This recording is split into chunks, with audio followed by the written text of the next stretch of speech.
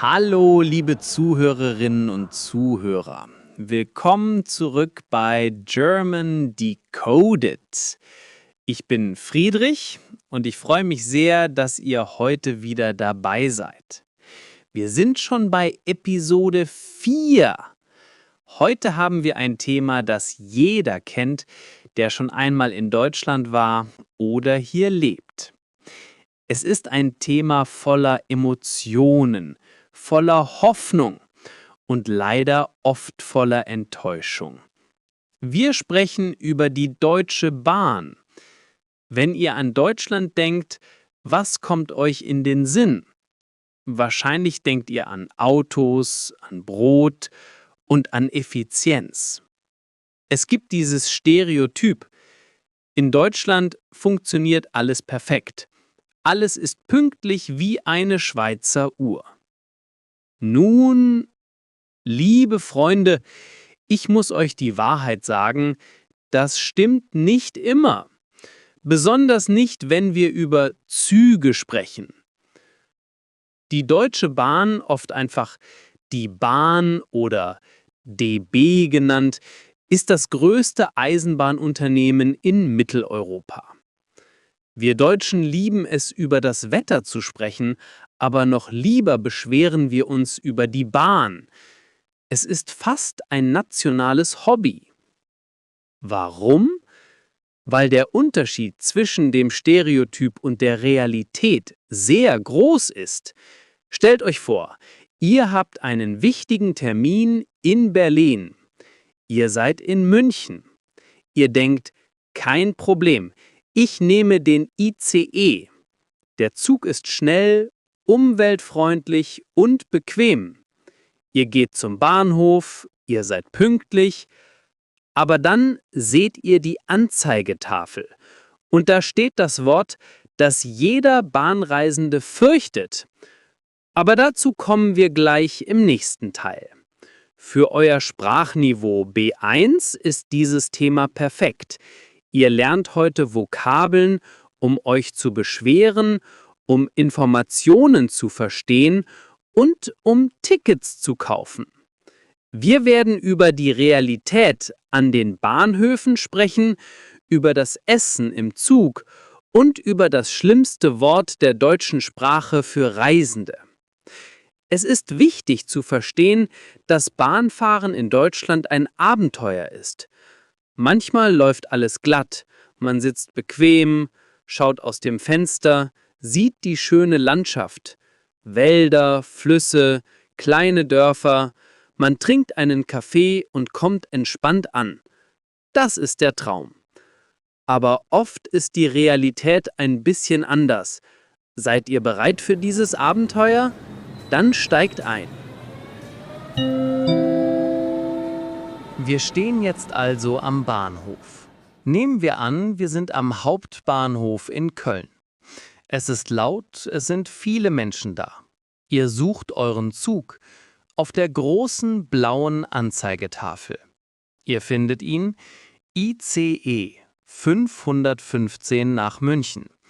Aber die Schrift ist nicht weiß, sie ist rot. Und daneben steht unser erstes wichtiges Wort für heute: Verspätung. Verspätung bedeutet Delay. Wenn ihr in Deutschland seid, werdet ihr Sätze hören wie: Der Zug hat 5 Minuten Verspätung, der Zug hat 20 Minuten Verspätung oder im schlimmsten Fall: Der Zug fällt heute aus. Das bedeutet, der Zug kommt gar nicht. Warum passiert das? Die Gründe sind vielfältig. Manchmal ist das Wetter schuld. Es gibt einen Witz in Deutschland: Die Bahn hat 4 Feinde: Frühling, Sommer, Herbst und Winter. Im Winter frieren die Weichen ein, im Frühling beginnen die Bauarbeiten, im Sommer funktionieren die Klimaanlagen nicht und im Herbst liegen Blätter auf den Schienen. Aber zurück zur Situation am Bahnhof. Ihr wartet. Plötzlich hört ihr eine Durchsage aus dem Lautsprecher.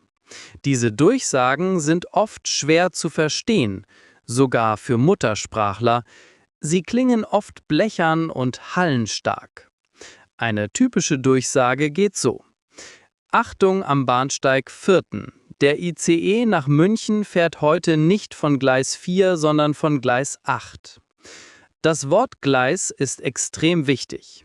Es bedeutet Track oder Platform Number. Wenn sich das Gleis ändert, seht ihr ein interessantes Phänomen. Hunderte von Menschen nehmen gleichzeitig ihre Koffer und rennen los. Alle rennen von Gleis 4 zu Gleis 8. Das nennt man den Völkerwanderungseffekt am Bahnhof. Wenn ihr Glück habt, kommt der Zug dann endlich. Aber die Verspätung ist oft dynamisch. Zuerst sind es 5 Minuten, dann 10, dann 30. Man steht dort, schaut auf die Uhr und wird nervös. Mein Tipp für euch: Wenn ihr einen wichtigen Termin habt, zum Beispiel ein Vorstellungsgespräch oder einen Flug, nehmt immer einen Zug früher. Plant Pufferzeit ein.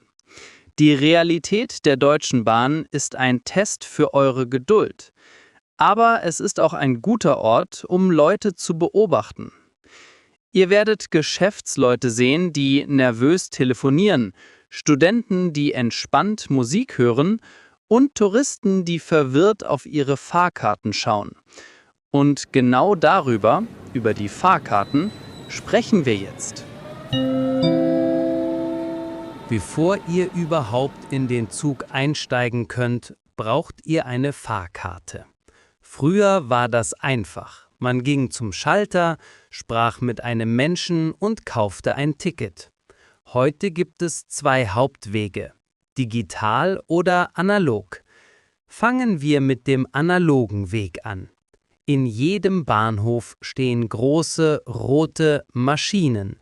Das ist der Fahrkartenautomat. Ein sehr langes Wort, typisch deutsch. Fahrkarte ist das Ticket und Automat ist die Maschine. Der Fahrkartenautomat kann einschüchternd wirken. Er hat einen Touchscreen. Zuerst müsst ihr die Sprache wählen. Zum Glück gibt es auch Englisch, Französisch und Spanisch. Aber wir wollen ja Deutsch lernen, also bleiben wir beim deutschen Menü. Ihr gebt Start und Ziel ein. Dann fragt die Maschine viele Dinge. Haben Sie eine Bahncard? Möchten Sie den Nahverkehr nutzen? Schnellste Verbindung oder günstigste Verbindung? Das Problem mit dem Fahrkartenautomat ist, dass er manchmal kaputt ist. Oder er akzeptiert eure Kreditkarte nicht. Oder die Sonne scheint auf den Bildschirm und man kann nichts sehen. Deshalb nutzen die meisten jungen Leute und auch ich lieber die App. Die App heißt DB Navigator. Über die App ist es viel einfacher. Man kann die Preise vergleichen. Es gibt den Flexpreis, der teuer ist, aber man kann jeden Zug nehmen. Und es gibt den Sparpreis. Der Sparpreis ist günstig, aber man ist an einen spezifischen Zug gebunden. Das nennt man Zugbindung. Wenn ihr diesen Zug verpasst, ist das Ticket ungültig. Das ist ein Risiko, besonders wenn man umsteigen muss. Ein weiterer wichtiger Begriff, den ihr am Fahrkartenautomat oder in der App seht, ist die Reservierung. In Deutschland kauft man ein Ticket für die Fahrt, aber das garantiert keinen Sitzplatz. Wenn der Zug voll ist, müsst ihr stehen oder im Gang auf dem Koffer sitzen. Wenn ihr sicher sein wollt, dass ihr sitzen könnt, müsst ihr eine Sitzplatzreservierung extra kaufen. Das kostet meistens etwa 5 €. Ich empfehle das sehr, besonders am Freitag oder Sonntag, wenn alle Wochenendpendler unterwegs sind. Also, merkt euch, der Fahrkartenautomat ist der rote Kasten am Bahnhof, aber die App ist meistens stressfreier. Und vergesst die Reservierung nicht. Endlich! Der Zug ist da. Ihr habt euer Ticket, ihr habt euren Platz gefunden, jetzt beginnt die Reise. Im ICE, dem Intercity Express, gibt es verschiedene Bereiche. Es gibt die erste Klasse und die zweite Klasse. In der ersten Klasse ist es ruhiger. Man hat mehr Platz und bekommt die Zeitungen kostenlos. Aber die zweite Klasse ist völlig okay und viel billiger. Innerhalb der Wagen gibt es spezielle Zonen.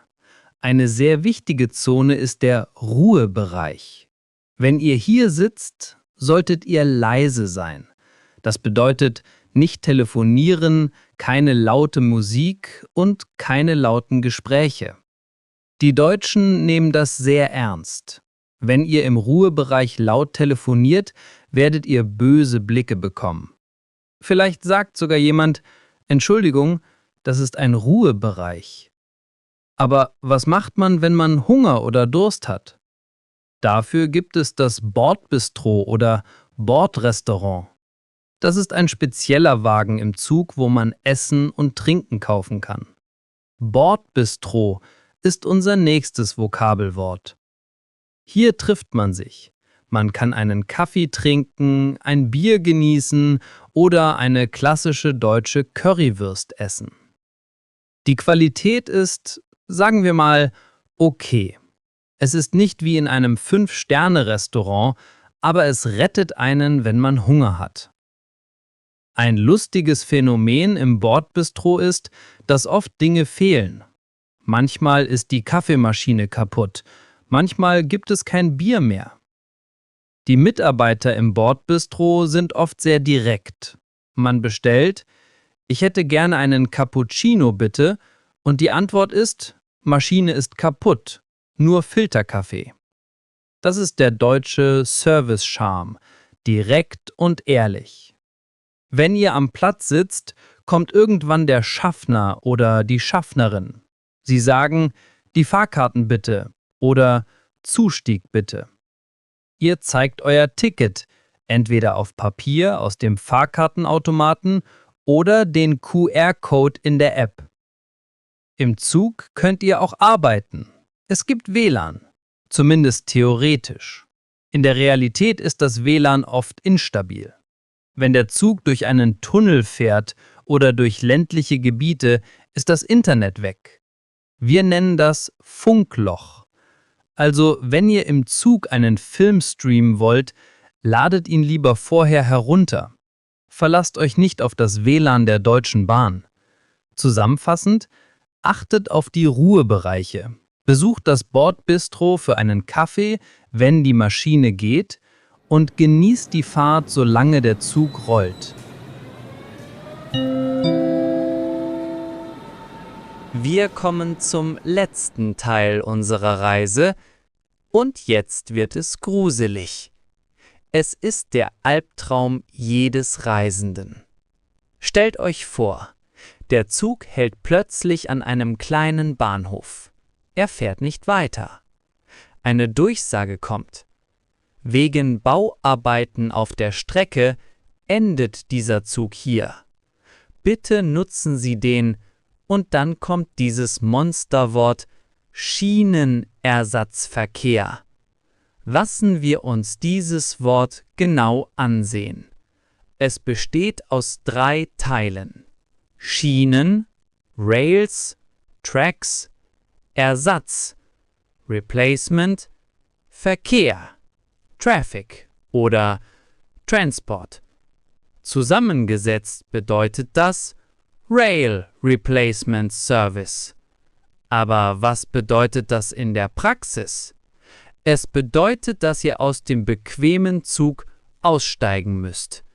Ihr müsst mit eurem schweren Gepäck Treppen hinunter und hinauflaufen, raus aus dem Bahnhof und dort auf einen Bus warten.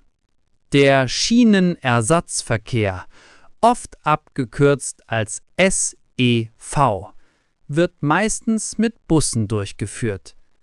Diese Busse sind oft alt, voll und langsam. Statt mit 250 Kilometern pro Stunde im ICE zu fahren, sitzt ihr in einem Bus, der im Stau steht. Das verlängert die Reisezeit oft um 1 Stunde oder mehr. Wenn ihr auf eurem Reiseplan die Buchstaben SEV seht, solltet ihr tief durchatmen. Es ist eine Geduldsprobe.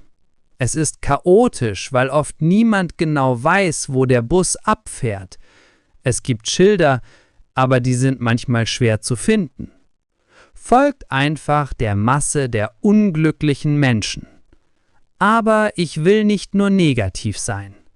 Trotz der Verspätungen, trotz der Probleme am Fahrkartenautomaten und trotz des Schienenersatzverkehrs, Bahnfahren in Deutschland ist meistens eine gute Sache. Es ist besser für die Umwelt als Pflegen oder Autofahren. Man sieht viel vom Land. Man muss nicht selbst lenken. Und wenn man Glück hat und im Bordbistro ein kaltes Bier bekommt und pünktlich ankommt, dann ist es eine wunderbare Art zu reisen.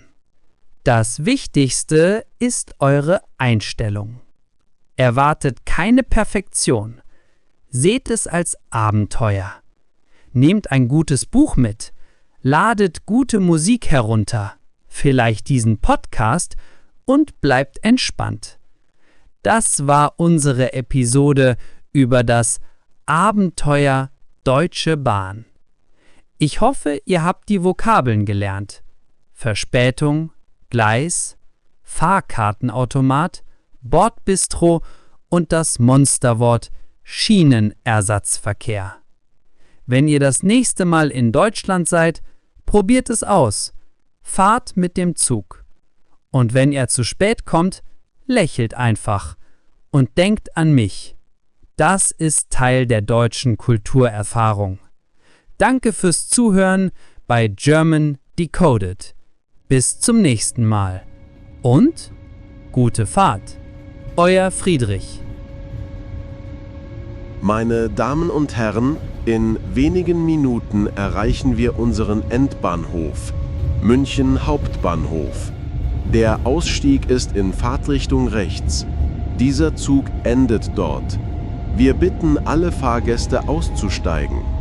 Vielen Dank für Ihre Reise mit der Deutschen Bahn. Auf Wiedersehen.